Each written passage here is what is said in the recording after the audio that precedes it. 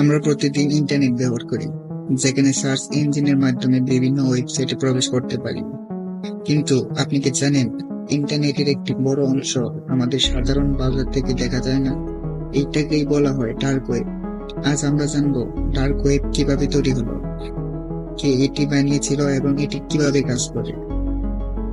Dark web হলো ইন্টারনেটের এমন একটি অংশ যা সাধারণত সার্চ ইঞ্জিন যেমন গুগল, বিং, ইয়াহু এগুলো দ্বারা খুঁজে পাওয়া যায় না, এবং এটি অ্যাক্সেস করতে বিশেষ ধরনের সফটওয়্যার লাগে। এটি ডিপ ওয়েবের একটি অংশ, যেখানে বিভিন্ন এনক্রিপ্টেড ওয়েবসাইট থাকে যা সাধারণত ব্রাউজার দিয়ে খোলা যায় না। সাধারণ ইন্টারনেটকে যদি আমরা সারফেস ওয়েব বলি, তাহলে তার নিচে থাকে ডিপ ওয়েব, যেখানে ব্যক্তিগত তথ্য, গোপন নথি ও ব্যাংকের ডাটাবেস থাকে। এর আরো গভীরে থাকে ডার্ক ওয়েব, যেখানে ওয়েবসাইট ও অ্যানোনিমাস যোগাযোগ ব্যবস্থার মাধ্যমে গোপন কার্যক্রম চালানো হয়। ডার্ক ওয়েব নিয়ে আরো তথ্য জানতে ইউটিউবে সার্চ করতে পারেন। চলুন জানা যাক ডার্ক ওয়েব কে তৈরি করলো। ডার্ক ওয়েব মূল ভিত্তি তৈরি হয় 1990 এর দশকে যুক্তরাষ্ট্রে। নেভাল রিসার্চ ল্যাবরেটরি গোপন যোগাযোগের জন্য একটি বিশেষ ব্রাউজার তৈরি করে 2002 সালে এবং 2003 সালে জনসাধারণের জন্য উন্মুক্ত করা হয়। মূলত টর ব্রাউজার এমনভাবে তৈরি করা হয়েছিল যাতে সরকার, সাংবাদিক এবং গবেষকরা নিরাপদে যোগাযোগ করতে পারে।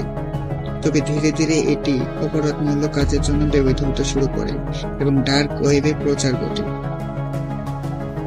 ডার্ক ওয়েব কিভাবে তৈরি করা হলো? ডার্ক ওয়েব উৎপত্তির মূল কারণ ছিল নিরাপদ এবং ব্যক্তিগত যোগাযোগের নিশ্চিত করা। যুক্তরাষ্ট্রের নৌবাহিনী চেয়েছিলেন এমন একটি নেটওয়ার্ক যেখানে তাদের এজেন্টরা অনলাইনে ট্র্যাক না হয়ে যোগাযোগ করতে পারবে। তাই তারা টর প্রযুক্তি তৈরি করেন, যা এনক্রিপশন ব্যবহার করে ইন্টারনেটে গোপন থাকা সম্ভব করে। 2004 সালে টর এর সোর্স কোড উন্মুক্ত করে দেওয়া হয় যাতে যে কেউ এটি ব্যবহার করতে পারে। এরপর থেকে এটি ব্যক্তিগত গোপনীয়তা রক্ষাকারী ব্যক্তির এবং হ্যাকারদের একটি জনপ্রিয় প্ল্যাটফর্ম হয়ে ওঠে। সাধারণ search engine dark web website দেখা যায় না। টর ব্রাউজার ব্যবহার না করলে ডার্ক ওয়েব ওয়েবসাইট খোলা সম্ভব নয়। সাধারণ ওয়েবসাইটের মতো .com, .net এগুলো নেই, বরং এখানে .onion নামে বিশেষ ডোমেইন থাকে। ক্রিপ্টোকারেন্সি অনেক লেনদেনের জন্য বিটকয়েন এবং অন্যান্য ক্রিপ্টোকারেন্সি ব্যবহার হয়। কিছু মানুষ এটি গবেষণা ও নিরাপত্তার জন্য ব্যবহার করে, আবার কিছু অপরাধমূলক কার্যক্রমে এটিতে ব্যবহার হয়। ডার্ক ওয়েব কিভাবে একটি বিপজ্জনক হয়ে ওঠে? যেহেতু এখানে ব্যবহারকারীদের পরিচয় গোপন রাখা হয়, তাই কিছু লোক এটি অপরাধমূলক কাজে ব্যবহার করতে শুরু করে। কিছু সাধারণ অবৈধ কাজ হলো মাদক কেনাবেচা, হ্যাকিং সার্ভিস, অবৈধ অস্ত্র কেনাবেচা।